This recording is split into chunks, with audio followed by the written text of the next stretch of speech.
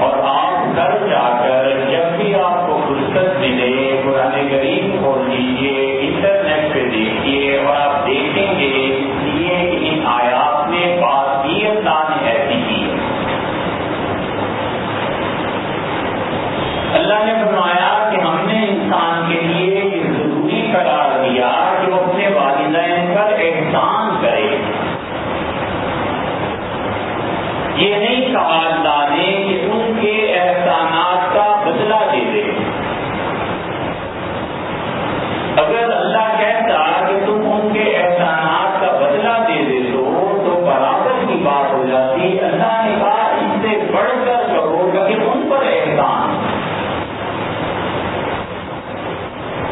اللہ ایک ایک لفظ جو استعمال کرتا ہے، ایک ایک حرف جو استعمال کرتا ہے قرآن میں، وہ قطعاً کسی فائدے کے بنا نہیں ہے۔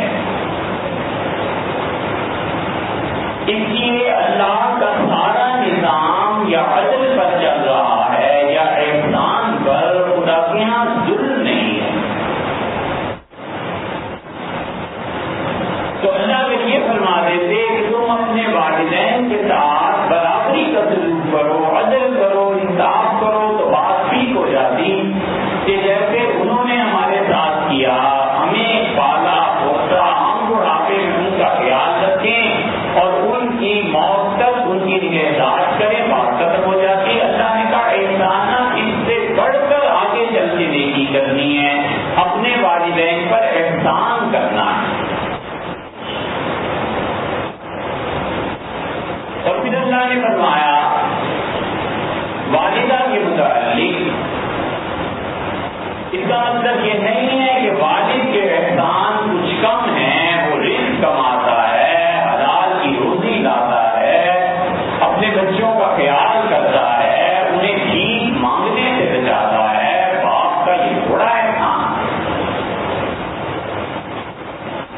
اس لیے اللہ نے معاش کی ساری ذمہ داری مرد پر ڈال دی اور عورت کو صرف ایک بات کا پابند کیا کہ اپنے بچوں کی تربیت ٹھیک کرنی ہے، باقی کچھ نہیں۔ حتیٰ کہ وہ دودھ پلائی پر پیسے دے کے شوہر دے کہ تمہاری اولاد ہے، میں دودھ پلاتی ہوں، مجھے اس کے ماہانہ اتنے پیسے دو، تم دے سکتی مر چاہے تو اپنے بچے کو کہیں اور دودھ پلا دے، نہ ان سے پلوا دے۔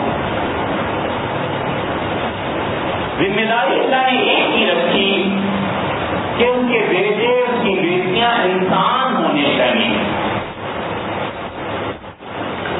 معاشرے میں آدمی بڑھ گئے اور انسان کم ہو گئے، آدمیوں کے سائے بڑھ گئے اور آدمی ختم ہو گئے۔ مرد وہ تھے جو سوچ سمجھ کے بات کرتے تھے اور پھر اپنی بات کی پہلا داری کرتے تھے، زبان دے دی، بات کر لی، اس کی لاج رکھنا کہ میں نے وعدہ کر لیا ہے، میں نے ہاں کر دی ہے، نہ کر دی ہے۔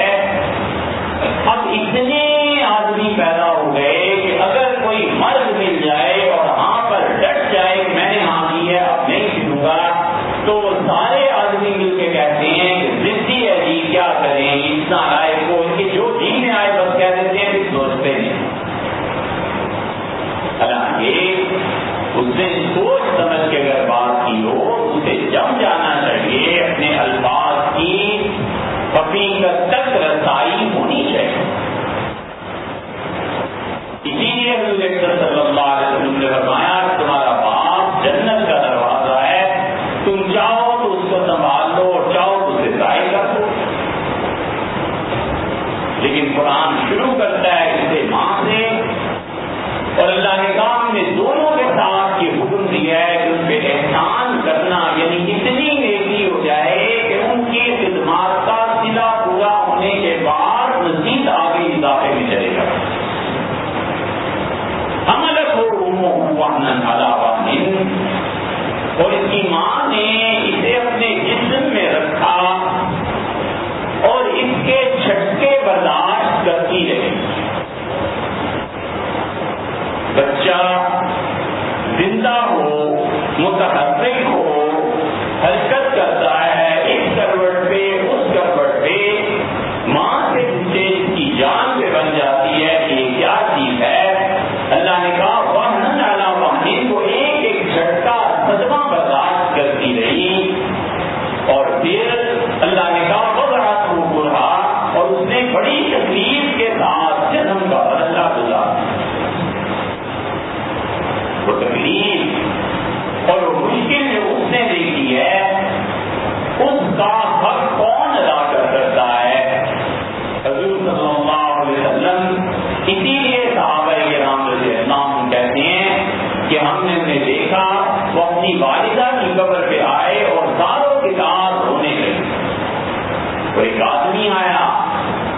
دوسری روایت میں آتا ہے اس سے کب کبھی طاری ہو گئی، حضور صلی اللہ علیہ وسلم کی نبوت کا روب اس آدمی پر پڑا، ڈاکٹر سے دکھایا اور اس پہ ہاتھ رکھا اس کے غالباً شانوں پہ اور فرمایا کہ کیا ڈرنے کی بات ہے، تمہیں معلوم ہے میں اس غریب ماں کا بیٹا ہوں جو ماں اتنے پیسے نہیں رکھتی تھی کہ مکہ سے تازہ گوشت خرید لے تو وہ ہمیں کچھ گوشت خرید کے پکا کے کھلایا کرتی تھی، میری ماں ایسی غریب۔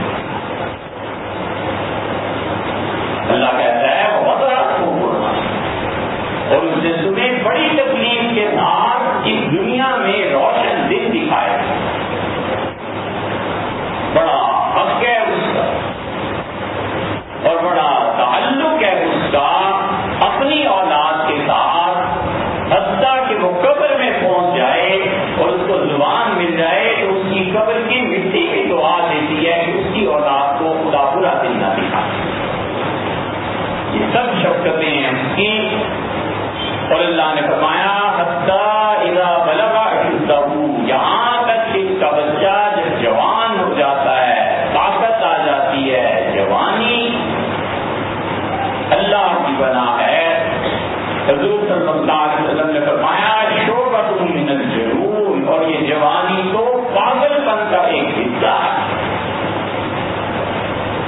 طاقت، جوش، جذبہ، اور جی چاہتا ہے پہاڑ سے ٹکرا جائے اور اپنی جگہ سے ہلا دے۔ اللہ نے کہا طاقت میں پہنچ جاتا ہے، اور خدا نے ٹھیک ہی لفظ سے موسیٰ علیہ السلام کے لیے استعمال کیے۔ اللہ نے کہا یہاں تک کہ موسیٰ علیہ السلام اپنی طاقت اور جوانی کو پہنچ گئے، خدا نے خاص طور پر اس کا ذکر کیا، اس لیے کہ رسول اللہ صلی اللہ علیہ وسلم نے فرمایا کسی شخص کی نجات نہیں ہوگی قیامت میں جب تک کہ اس سے یہ نہ پوچھ دیا جائے کہ این اپنا شباب، جوانی میں کیا کرتے ہیں، ہر ایک سے پوچھا جائے کہ جوانی کہاں گزارے، اللہ کی معصیت، نافرمانی، نماز کو ضائع کرنے اور شیطان کی اطاعت میں یا اللہ کے ساتھ تعلق میں، علم حاصل کرنے میں، پڑھنے میں، حلال کا رزق کمانے میں، این اپنا شباب جوانی کا گزاری۔ اس لیے خدا خاص طور پہ اس کا ذکر کرتا ہے قرآن میں کئی جگہ پہ کہ وہ جوان تھا۔ ابراہیم علیہ السلام کے بت توڑنے کا واقعہ جہاں ہے وہاں پر ان کی قوم نے کہا سمعنا فتن، ہم نے ایک لڑکے کے متعلق سنا ہے یذکرہ، وہ ہمارے بتوں کو برا بھلا کہتا ہے، یقال لہ ابراہیم، لوگ کہتے ہیں کہ اس کا نام ابراہیم ہے۔ اس لیے ایسے نہیں ہے کہ انسان جوان ہو اور طاقت ہو اور اس طاقت کا بے محابہ استعمال اس کو اللہ کے ہاں خودسی سے بری کرا دے۔ ابو مسعود بدری رضی اللہ عنہ کہتے تھے بدری اس لیے نہیں تھے کہ بدر میں شریک ہوئے، اس لیے بدری تھے کہ بدر کے رہنے والے تھے بہت سے محدثین کا خیال یہ بھی وہ جوان اور مار رہے تھے ایک لڑکے، ایک جوان کو جو ان کا غلام تھا، تو کہتے ہیں مجھے سخت غصہ آیا ہوا تھا اور میں نے دیکھا، میں نے سنا کہ کسی نے مجھے پیچھے سے کہا کہ وہ مسعود جتنی تمہیں اس آدمی پر قدرت ہے نا، اللہ کو اس سے زیادہ قدرت حاصل ہے کہ تمہیں مارے۔ تو میں نے مڑ کے دیکھا تو رسول اللہ صلی اللہ علیہ وسلم، میں ڈر گیا اور میں نے کہا اللہ کے رسول مجھے اپنے غصے پہ قابو نہیں ہے۔ رسول اللہ صلی اللہ علیہ وسلم نے فرمایا پھر اپنے غلاموں کو آزاد کر دو اگر تم ٹھیک نہیں۔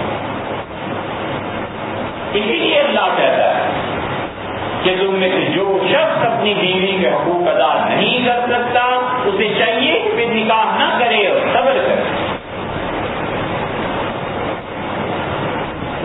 اللہ کی دنیا عدل کی دنیا اور احسان کی دنیا ہے، انسان یہ چاہے کہ دین اور خدا کی خواہشات کے مطابق کرنے لگے تو یہ سارے کائنات کا نظام ہی اصل بدل ہو جائے۔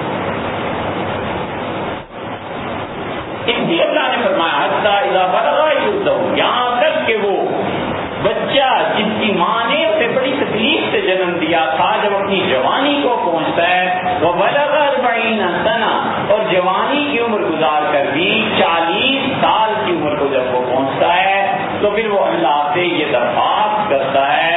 اللہ نے بتایا ہے کہ جب تمہاری عمر 40 سال کی ہو جائے تو مجھ سے یہ دعا مانگا.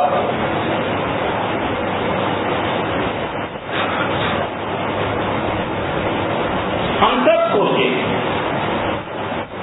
کہ گفتگو کو سننے والے کتنے ہیں جو 40 برس کی عمر کو پہنچ گئے، اور کیا ہم نے کبھی بھی یہ سوچا ہے کہ اللہ نے 40 سال کی عمر میں پہنچنے پہ ایک دعا کا بتایا ہے کہ مجھ سے یہ مانگا کرو؟ کیا ہم کبھی مانگتے ہیں؟ ہم کبھی نہیں مانگتے، اور ہم نے آج تک یہ دعا نہیں سنی، نہیں پڑھی، تو برابر کا قصور ہے. اس ممبر کا بھی قصور ہے کہ یہاں پہ بیٹھنے والوں نے لوگوں کو تعلیم نہیں دی، اور لوگوں کا بھی قصور ہے کہ انہوں نے کیوں نہیں پڑھا. اگر وہ خدا کی کتاب کو پڑھتے تو انہیں پتہ چلتا کہ عمر کا 40واں سال انسان کی ذمہ داریوں میں کتنا اضافہ کر دیتا ہے. اللہ نے وہ دعا وہاں پر ذکر کی ہے جو سلیمان علیہ السلام جیسا پیغمبر اور بادشاہ اپنے لیے مانگا کرتا تھا.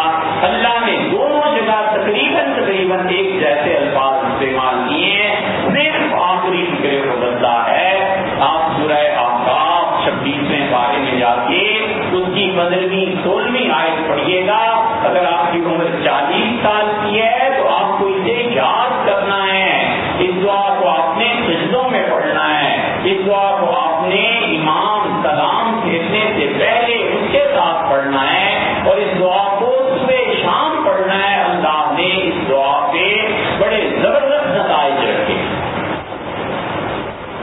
ہم کیوں نہیں مانگتے؟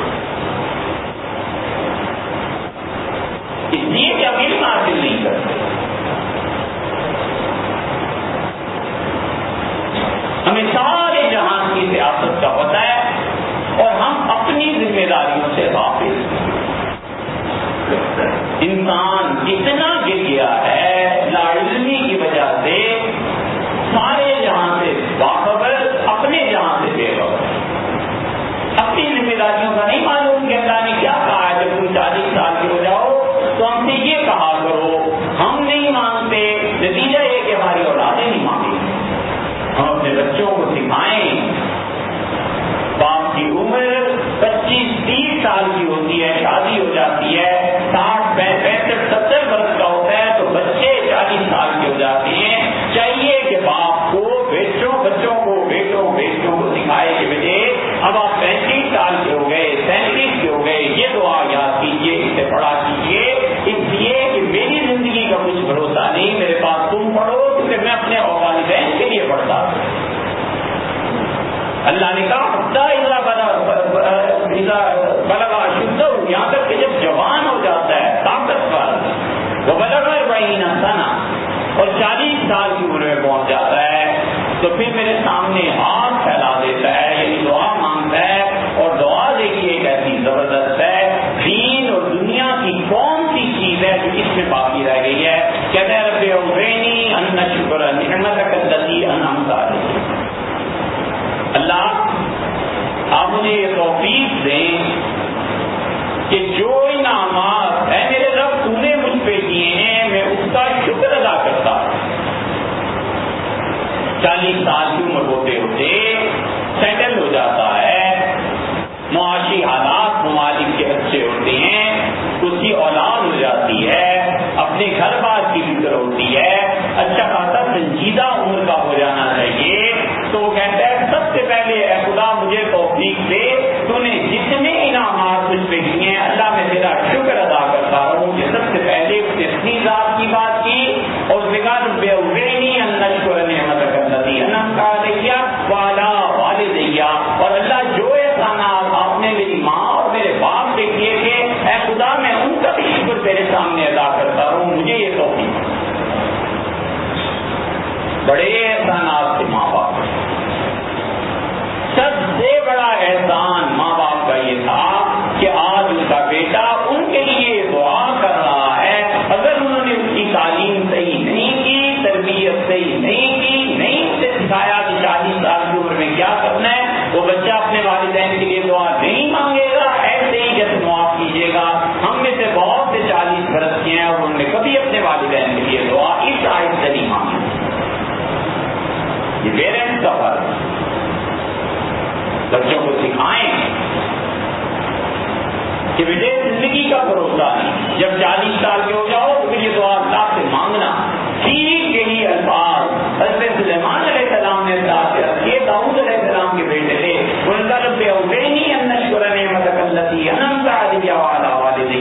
اللہ میں سلیمان بادشاہ مجھے توفیق دے اے رب, میں انہیں صنعت کا شکر ادا کروں جو تم نے مجھ پہ کی ہیں اور میرے والدین پہ کی.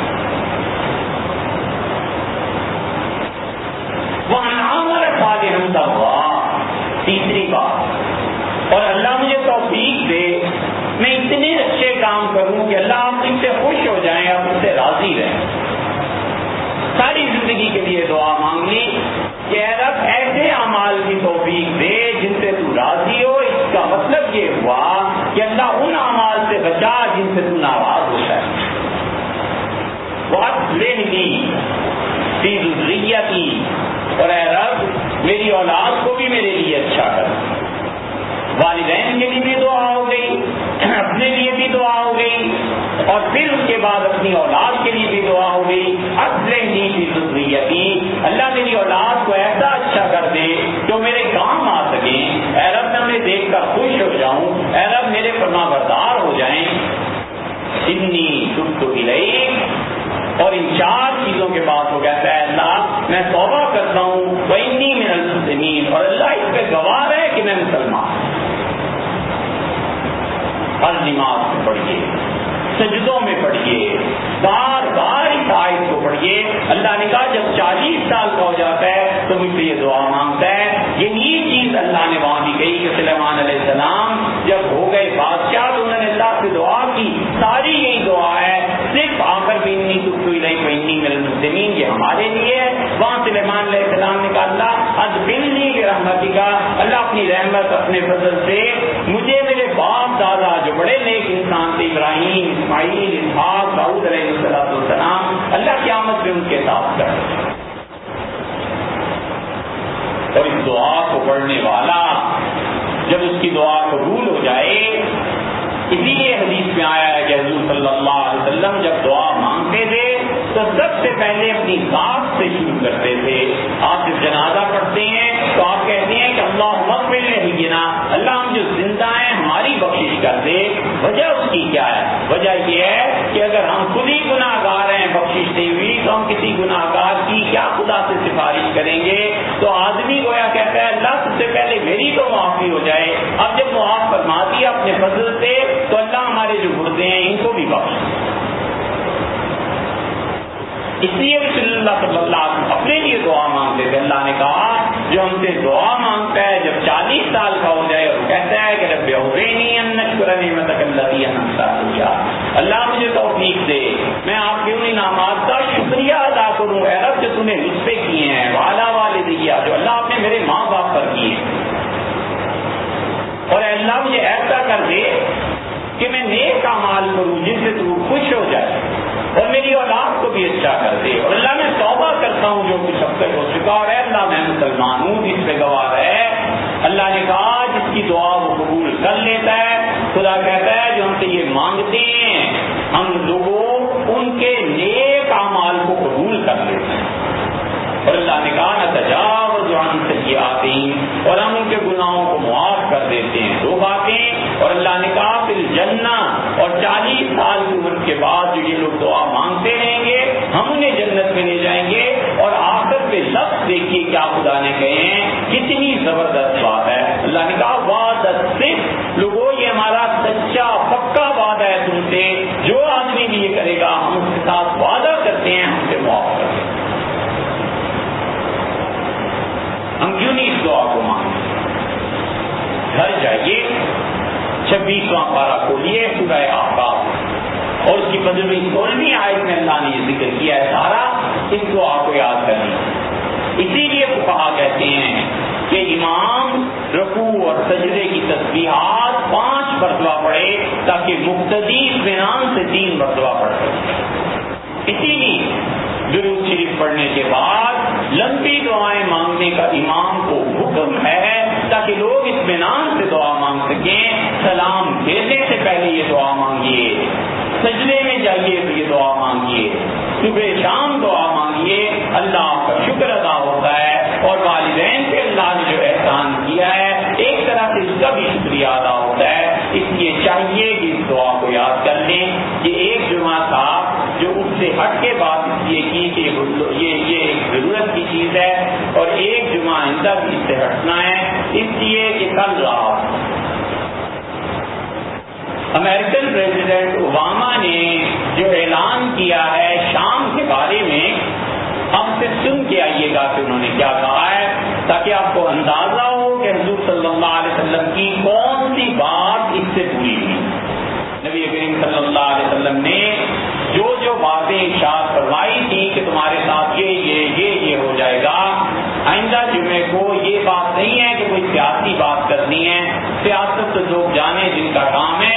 ہمیں صرف اتنا کہنا ہے کہ حضور صلی اللہ علیہ وسلم کی باتیں کس طرح پوری ہوتی ہیں. ہمیں یقین کرنا چاہیے کہ نبی صلی اللہ علیہ وسلم سچے تھے. جیسے دنیا میں ان کی یہ باتیں اب پوری ہو رہی ہیں اسی طرح جنت اور جہنم کے بارے میں بھی پوری ہو جائیں گی. اور ہمیں اس صورت میں اپنی زندگی کا رخ کیا بدلنا